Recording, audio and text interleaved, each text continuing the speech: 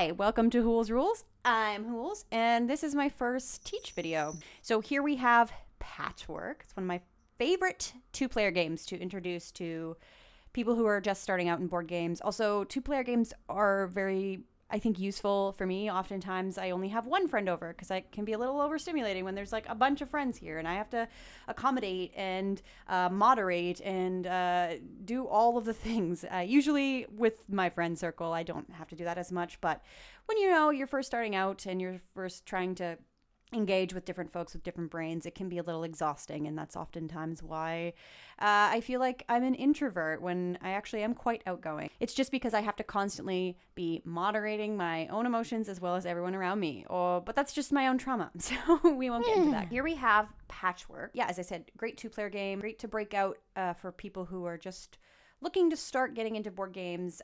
It is very tactical. It's abstract. It's good for folks who like to put pieces in places. And I find it's one of those games you have to play a couple times before you kind of get the hang of it. But once you do, it can be very fun and very stimulating for especially neurodivergent brains, because you're like, oh, I see how this piece can fit here and that and way. And I find it's not crazy competitive. Like, it is competitive, of course, because you're constantly taking things away from other folks, not necessarily in spite, but because it fits your board better.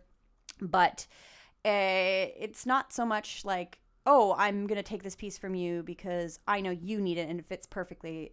So I don't find it as aggressive as some other games that can be, especially with two-player games. So we start out here. We have our starting board, and you start out with your own board. So you have yellow and green, depending on what you want to play. Usually I just kind of, all right, who's going to go first? Pick one. Oh, great. Green goes first. Each person starts out with 5 buttons. Now, buttons are your income. That's what you're going to use in order to purchase patches to then fill your square. So you have a 9x9 square that you're trying to fill. Any holes in your patch at the end of the game will be negative points. So you want to try and fit every single spot. But of course, you only have the patches at your disposal. Each patch is going to be worth the income, which is buttons. So it's going to be cost 3 buttons as well as time to stitch it into the patch. Now, the time is how your piece is going to move forward on this other board here. So we have our own personal player board as well as the movement map. I'm not exactly sure what you call that. You put the pawn right in front of the smallest piece, which is 2 buttons, cost, and 1 time. And when it is your turn to go, you have the option to choose the 3 patches that are in front of the little pawn guy. For instance, if I was to go first, I have a patch that's worth 3 buttons, a patch that's worth 7 buttons, and a patch that's worth 10 buttons. Now, obviously, at the start of the game, I can only afford the one with 3 buttons. So I would probably do that.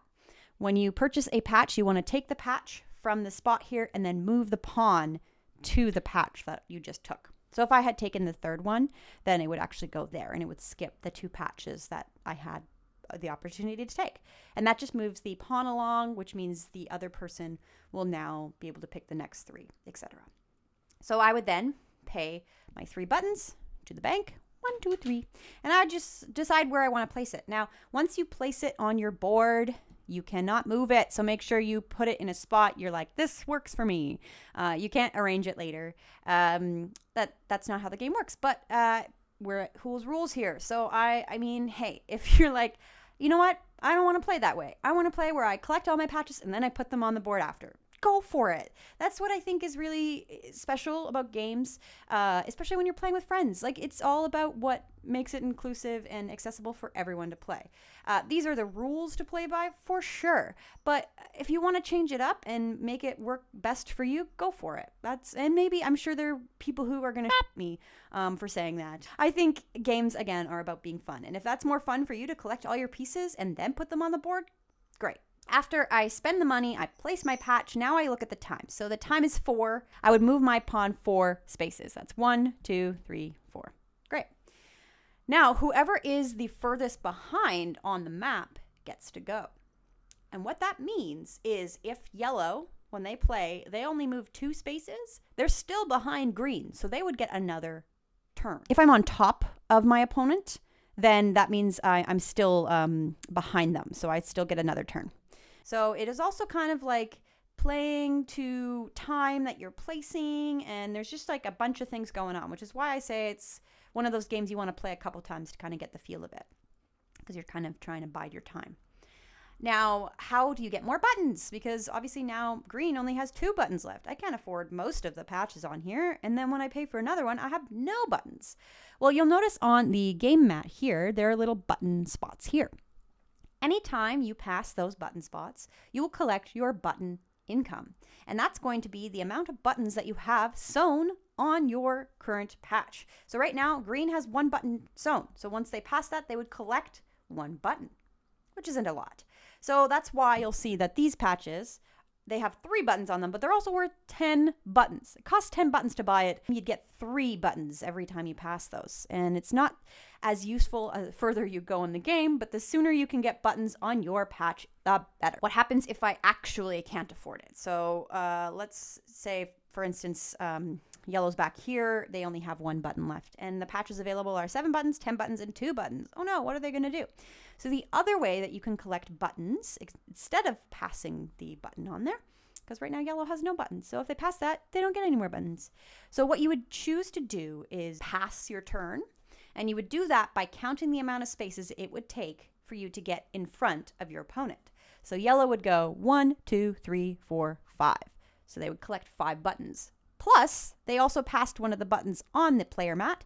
So they would collect their button income. At this point, there is none. So they'd only get 5. But that's another way to get buttons.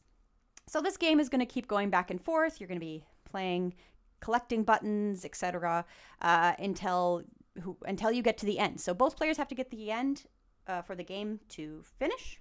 And then you count up your buttons. So your buttons are also your points at the end. You subtract 2 points or 2 buttons for every hole in your patch. And then whoever has the most points wins. The other way to collect points is, this one's actually, I find often ends up being a game winner, is the first person to make a 7x7 square. So the board itself is 9x9. But if you make a 7x7 square, then you collect this bonus points. These are 7 buttons that you can't use for purchasing other patches, but it's 7 points at the end of the game. So if you're the first person to get a 7x7 square completed, you also get this bonus. So that's kind of something to keep in mind. You'll also notice on the player mat here, or the game mat, there's little squares here. The first person to pass over that square collects it, and it's a single patch that you can then put. Unfortunately, again, you have to place it as soon as you get this. So if you're like, well, there are no holes in my patch right now, I don't know where to put it, you just got to put it on your board. But again, as I said, if you want to change those rules to accommodate what makes your brain make more sense, go for it. And that is pretty much how the game plays out. And yeah, you just keep going until you both get to the end and you count up points, and ta-da, that is Patchwork. All right, now I'm just going to play the actual game to show what's happening and the rules.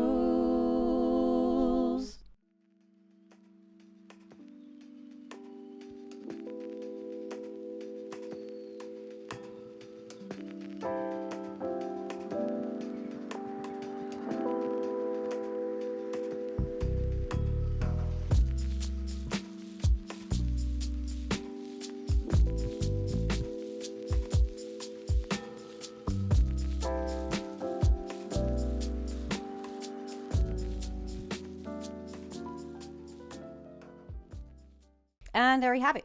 That is Patchwork. But yeah, it's a pretty fun game of a lot of back and forth. You can do a lot of overthinking if you want. I'm not that kind of gamer. I like to just kind of like play it and throw it out there and be like, meh.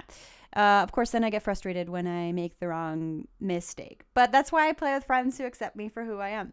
And I advise that for you as well, if that's something that you need. I hope you can try it out. There's also an app that you can get if it's easier or more accessible for you to do that. I enjoy it. It's a great game. I take it out quite often when I have friends over, and I recommend it to you. So I hope you enjoyed, and I hope you can have fun.